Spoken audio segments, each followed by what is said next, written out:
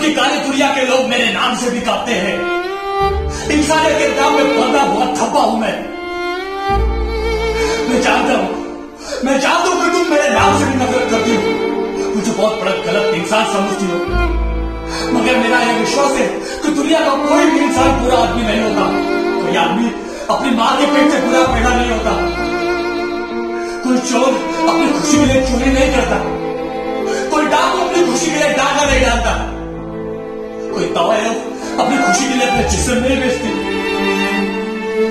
वक्त और हालत इंसान को बुरा बनने पे मजबूर कर देते हैं।